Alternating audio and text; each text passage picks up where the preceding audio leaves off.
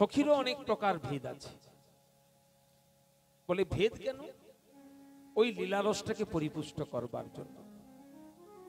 কয়েকজন সখী আছেন সমস্নেহা, কিছু সখী আছেন বিষম স্নেহা, আর কিছু সখী আছেন অধিক স্নেহা। সমস্নেহা কারা? বললেন যারা রাধা এবং কৃষ্ণ দুজনকেই সমান সমান ভালোবাসেন।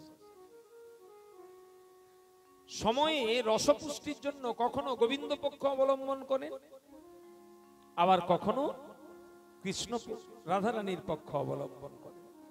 রসপুষ্টির জন্য যখন যেদিকে দরকার তখন সেই দিকে তারা ঝুঁকে। সেই ললিতা বিশাখা এনারা কিন্তু সমস্নেহা। রাধারানী গোবিন্দকে দুজনকেই সমান সমান ভালোবাসে। রাধারানীকে বলছেন মান কর, শোন তোর নায়ক এসেছে, সারা অঙ্গে পরনায়িকার রতিচিহ্ন মেখে এসেছে। ওর মিষ্টি মিষ্টি কথায় ভুলবি না যেন, অভিমান কর, মান কর। ওরাই রাধারানীকে উপদেশ দিয়ে মান সাজাচ্ছে। আবার যখন কলহ অন্তে আর রাধারানীর পরিবর্তন এলো, আধল প্রেম পহিলে না হেরলু সো বহু বল্লভ কান। কি আমি করলাম? জগতের নাথ জগন্নাথ আমার চরণতলে বসে এতক্ষণ মিনতি করলো, আমি তার দিকে একবার ফিরেও তাকালাম না। সুখমুখে শনিধ্বনি ঐচ্ছন বচন, আপনার চরণ পদ্ম করে নিরীক্ষণ। চরণতে কৃষ্ণ কর পদ্ম না দেখিয়া, কৃষ্ণ কৃষ্ণ বলি ধ্বনি উঠিল কাঁদিয়া। ললিতা বিশাখাকে ডাকছে, ওরে ললিতা, ওরে বিশাখা, তোরা পারিস না আমার এই জোড়া মানটাকে, জোড়া প্রেমটাকে, ভাঙা প্রেমটাকে জোড়া দিতে? সখীগণ বলছেন কেন পারবো না? তবে দেখ,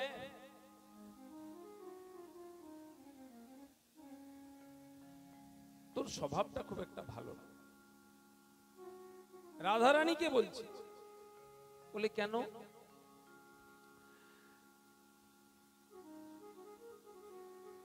সখীগণ রাধারানীকে বলছে যে ওরে রাধে, তুই মান করলি, আবার গোবিন্দ তোর চরণ তলে এসে মান ভিক্ষা চাইলো। তো মানের মর্যাদা যদি রাখতে না পারবি তাহলে অমনমান করেছিলি? হ্যাঁ, কেন এমন বলছে? রাধারানী তো ভোলি ভালি, সহজ সরলা। এই ললিতা যখন যেটা বলে সেই কথাটা মেনে নেয়, নিজের বুদ্ধি খাটায়। রাধারানী বাদানুবাদ করছেন না যে ললিতা তুই তো আমাকে মান করতে বলেছিস। বলেছিলাম, আমি বলেছি বলে করবি? মানের যদি গুরুত্ব না বুঝবি, মানের যদি কদর না রাখবি, তাহলে তুই মান করতে গেলি কেন? তোর সঙ্গে থাকা ভালো না। আর আমরাই বা কত কি করব? কতবার তোদের মান ভাঙাবো দিনের মধ্যে বলতো? একবার তোকে সাধবো, একবার তাকে সাধবো, সারাদিন কি এই মানই সাধবো? যখন রাধারানী ক্রন্দন করতে লাগলেন সখীগণের কথা শুনে, তাহলে ললিতা আমার ভাঙা প্রেমটা কি কোনোদিন জোড়া লাগবে না? তখন আবার সখীগণ রাধারানীর পক্ষ অবলম্বন করে বলছে, ওগো প্রেম কারিগর মোরা যত সখীগণ, ওগো ভাঙিলে গড়িতে পারি পিরিতি রত।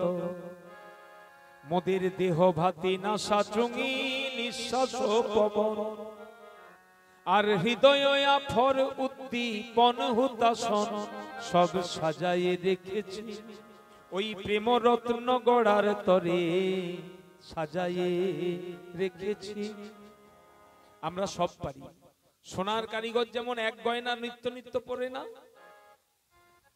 হাতে আছে যেহেতু ও নিজে সোনার কাজ জানে, না না অনেকদিন পরেছি, ওটাকে খুলে আবার গলিয়ে নতুন করে একটা নতুন ডিজাইন করে কিনা, এক গয়না পরতে ভালো লাগে। তো আমরা হলাম গিয়ে প্রেম কারিগর।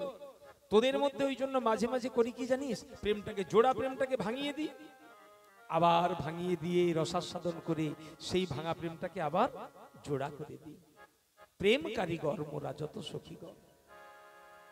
এই সখীগণের আনুগত্যেই আমাদের ভজন। তাই সেই কথা বলছেন, এরা হলো সমস্নেহা, কখনো গোবিন্দ পক্ষে আবার কখনো রাধারানীর পক্ষে। সময় পেলে একেবারে গোবিন্দকেও ছাড়ে না। ওরে বাবা, এমন এমন কথা শুনিয়ে দেয়, তা গোবিন্দ, অবশ্য গোবিন্দ আনন্দই পান। বলে না, প্রিয়া যদি মান করি করই ভৎসন, বেদস্তুতি হইতেও হরে মোর মন। বেদজ্ঞ ব্রাহ্মণ বেদ পাঠ করলে যত না আনন্দ পাই, যদি আমার প্রিয় সখীগণ মান করে আমাকে কি বলবো কটু কথাও বলে, তথাপি সেই কথাগুলো শুনবার জন্য আমি তাদের কাছে ওই বেদ পাঠ শোনা বাদ দিয়ে ওর থেকেও আমার মনটাকে বেশি হরণ করে কি না, মানবতী নায়িকার ওই মানময় কথাগুলো আমাকে বেশি শুনতে ভালো লাগে। রাধারানী যখন বলেন শট, লম্পট, প্রবঞ্চক, এই সমস্ত ভাষাও বলেন, শাস্ত্রে পাওয়া যাচ্ছে। বললেন ওই কথাগুলি ওদের মুখে শুনতে আমার যত ভালো লাগে, বেদজ্ঞ ব্রাহ্মণের মুখে আমার নিজের স্তুতি শুনতেও অত ভালো লাগে না। এরা হলো সমস্নেহা সখী। আর এক প্রকার সখী আছে যারা বিষম স্নেহা। বিষম স্নেহা মানে রাধারানীর সঙ্গেই থাকে। সখী মানে তো রাধারানীর নিজ লোক, রাধারানীর সঙ্গে থাকে, কিন্তু রাধারানীর পক্ষে হয়ে কখনো কথা বলে না, সব সময় গোবিন্দ পক্ষে কথা বলে। ধনিষ্ঠা, কুন্দ, এরকম কয়েকজন আছে যারা সব সময় কি করেন না, গোবিন্দের পক্ষ অবলম্বন করে কথা বলে, কখনো রাধারানীর পক্ষে অবলম্বন করে না, কিন্তু থাকে রাধারানীর সঙ্গে। এনারা হলেন বিষম স্নেহা। আর এক প্রকার সখী আছেন, তারা কি অধিক স্নেহা, যারা গোবিন্দকেও চেনেন না, একমাত্র রাধা চরণের একনিষ্ঠ সেবিকা, একনিষ্ঠ সেবিকা। গোবিন্দ যদি কোনদিন কোন সখীকে একান্তে পায় বনমধ্যে, উজ্জ্বল নীলমণিতে রূপ গোস্বামী পাদ বর্ণনা দিচ্ছে, এক সখী মালা গাঁথছেন নির্জন বনে একাকী বসে বসে। গোবিন্দ বনভ্রমণ করতে করতে সখীর কাছে এসেছে। নিভৃত বনে সখীকে একা পেয়ে গোবিন্দ বলছেন, সখী মালাটা দাও, আমি তোমার গলায় পরিয়ে দিই। সখী বলছেন, আপনি কে যে আমার গলায় মালা পরাবেন? এই মালা তো আমি আপনাকে দেব না। মানে মালাটা গাঁথছো কার জন্য? বলে মালাটা গাঁথছি আমার রাধারানীর জন্য। বলে আচ্ছা, রাধারানী মালাটা নিয়ে কি করবে? না, রাধারানী তোমার গলায় পরাবে। তাহলে আমি তো তোমাকে সেই মালাটা চাইছি, আমাকে মালাটা দাও, আমি মালাটা তোমাকে পরাবো। বললেন না না, সেটি হবে। উনি দিলেন। এই মালা আগে আমি আমার শ্রী গুরুদেবের হাতে দেব, আমার গুরুদেব তার গুরুদেবের হাতে দেব, মানে গুরু মঞ্জুরির হাতে দেব। তিনি তার গুরু মঞ্জুরিকে দেবে। এইভাবে যেতে যেতে একেবারে রূপমঞ্জুরির কাছে যাবে। রূপমঞ্জুরি মালাটি নিয়ে রাধারানীর হাতে দেবে। রাধারানী তখন সেই মালা নিয়ে রাধা মাধবের গলায় পরিয়ে দিবেন। রাধা মাধব আবার খুশি হয়ে সেই মালা রাধারানীর গলায় পরিয়ে দিবেন। রাধারানী তখন খুশি হয়ে আবার রূপমঞ্জুরিকে দেবে। এইভাবে আবার সেই মালা ঘুরে ফিরে আমার গলায় আসবে, তবেই আমি সেই মালাটা পরব, সরাসরি আমরা দেব না।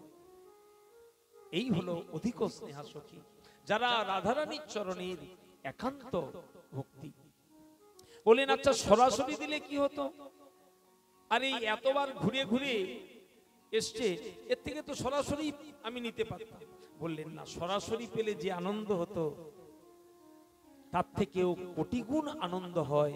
কেন না, ওই মালাটা তখন আর মালায় থাকে না, ওই মালার সঙ্গে এই সমস্ত সখীগণের অনুরাগ একটু একটু করে যতজনের গলায় যায়, তাদের অনুরাগগুলি ওই মালার গন্ধের সঙ্গে লেগে এক নব অনুরাগ সৃষ্টি করে যখন সখীর গলায় ফিরে আসে, তাতে সখী কোটি গুণ সুখ পায়।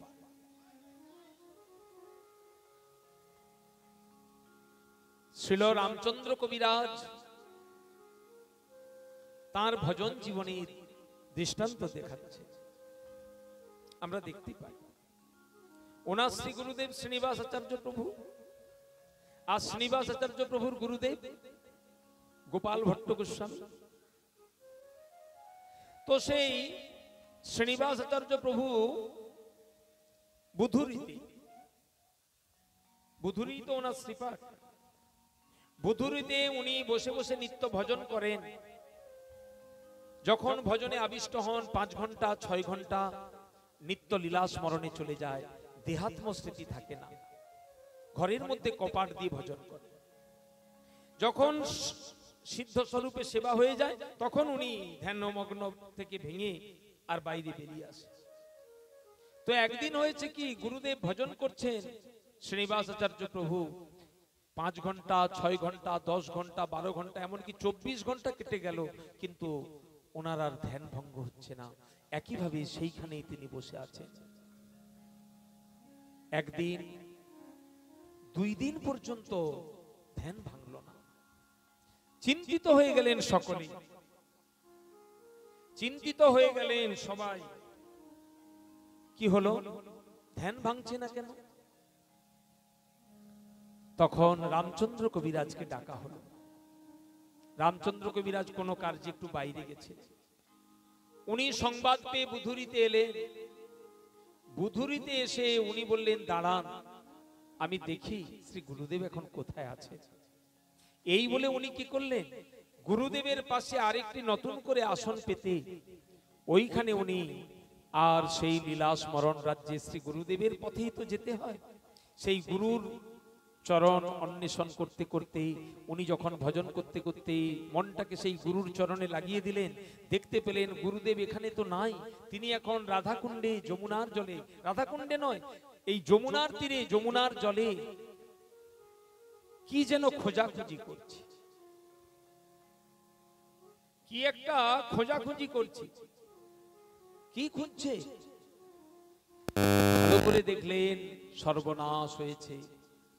রাস লীলা করে রাধা গোবিন্দ জলকেলি করছিলেন, আর সেই জলকেলি করতে গিয়ে খেলার ছলে কখন যে রাধারানীর নাকের ছোট্ট মতিটা ওই পড়ে গেছে যমুনার জলে, রাধারানী বুঝতে পারে। আসলে তো এগুলি কিছু নয়, এগুলি ঢং, এগুলি সব কৃপা করবারই এক একটা লক্ষ্য। এখন ললিতাকে বলছে, ললিতা সর্বনাশ হয়েছে, আমার নাকের বেসরটা হারিয়ে গেছে, তোরা আমায় খুঁজে দে। আরে যমুনার এই অগাধ জলে কোথায় নাকের বেসর পড়েছে খুঁজে পাবো কি করে? একে খোঁজা কি চারটিখানি ব্যাপার? কি করে খুঁজবো? হরি হরি বল, হরি বল। তো তখন সেই রামচন্দ্র কবিরাজ সিদ্ধ স্বরূপী গুরুদেবের সঙ্গে একসঙ্গে যমুনার জলে নামলেন, আর যমুনার জলে নেমে বারবার খোঁজাখুঁজি করছে। খুঁজতে খুঁজতে খুঁজতে খুঁজতে উনি গুরু কৃপায় নাকের বেসরটা, রাধারানীর বেসরটা খুঁজে পেলেন। আচ্ছা, বেসরটা খুঁজে পেলেন, উনি তো সরাসরি রাধারানীকে দিতে পারতেন, তা কিন্তু দিলেন না। উনি দিলেন ওনার শ্রী গুরুদেব এই শ্রীনিবাস আচার্য প্রভু। আবার শ্রীনিবাস আচার্য প্রভু কাকে দিলেন? তার গুরুমঞ্জরি, গুণমঞ্জরি, সেই গুণমঞ্জরির হাতে দিলেন, তিনি রূপমঞ্জরিকে দিলেন, অবশেষে রাধারানীর কাছে গেলেন। রাধারানীর বেসরটা পেয়ে আনন্দিত হলেন। কে খুঁজে পেল?